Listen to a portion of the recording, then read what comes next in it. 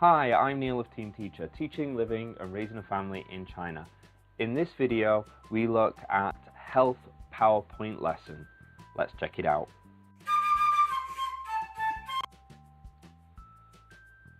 So this particular class is aimed at older students, so grade 5, grade 6 of public primary stroke elementary school.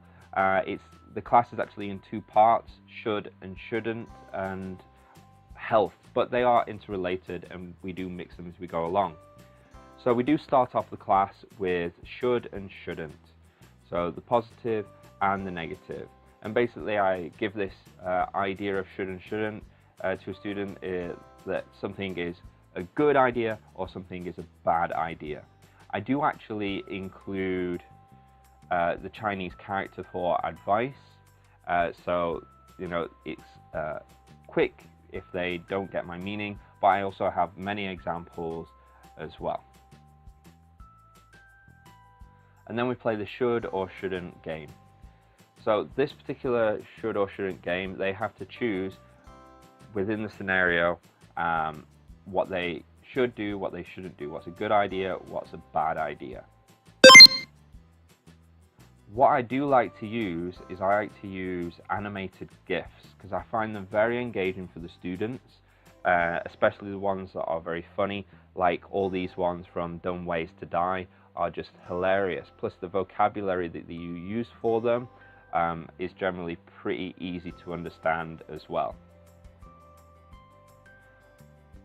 So we have all these different should and shouldn't scenarios. Then I'll ask them, what should you do? What shouldn't you do? And I'll get them to be creative with the sentences that they give. And then to break things up, I'll actually probably have a video of should or shouldn't. I usually use something like Dumb Ways to Die, where I can pause the video and say, is this something you should do or something you shouldn't do? And if it's all a shouldn't, then I'll ask, well, what should he do if he's doing some bad thing? And then we come back to talking about health. Now health, with this one, when I'm introducing it, I always try to think of how students can relate this to themselves and how I can connect it with what's happening in their life. So I like to use cartoons and I like to use video game stuff so they can see, like this person here, his health decreased as he's running, he gets tired, and then his health goes back up. It's very easy and simple way to communicate the meaning visually without having to rely too much on explanation. And then we talk about introducing some vocabulary.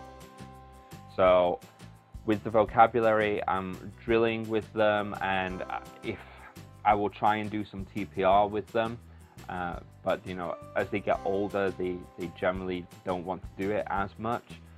But I think it's always good to try and to tempt, and it's at least you do it and maybe some will follow along. And what I'm doing is I'm going along with all the different aches, but I also want to ask them if they can come up with other ideas for aches that they might have. So I have an ear ache, I have a elbow ache, whatever. I just want them to see how they can mess and be creative with the language. And from there, we're gonna sing a song. We can follow a song. It's pretty catchy, and I think it's a little bit more mature. So generally it works well with these grade 5, grade 6. And then we go back to a doctor game. So I tell them now they are a doctor and they have to help these people. And what should they do? And you can see here that the language that they've got is a combination of should plus all that vocabulary that we've sort of introduced. And it's also a lot of vocabulary that they've learned before as well. So it's very text heavy and you can read it out.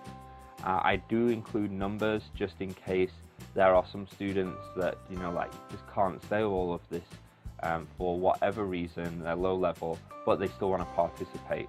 And then if they are not able to say it, I'll get them to all repeat the answer anyway. And then we go on to a crazy card game. Now this one I actually include instructions on there, but basically how it works is it's like a shuffle game, like you get at fairs or circus, and they've got a whole different set of flashcards, and you press the green button, it flips the cards over, and then it mixes them, and they have to tell you what is the flashcard by giving you that full sentence. And there's a couple different ones of those. And then we're going to go into a production exercise where basically I have this up on the screen, and I'll set the students into groups, or I'll divide the class as one half being doctors and one half being patients, and they have to go about giving advice or telling the other people of their ailments. Well, that's the end of the video. If you enjoyed that video, please consider liking and subscribing to our channel. If you want a copy of this PowerPoint lesson, check out the link below. Thank you and goodbye.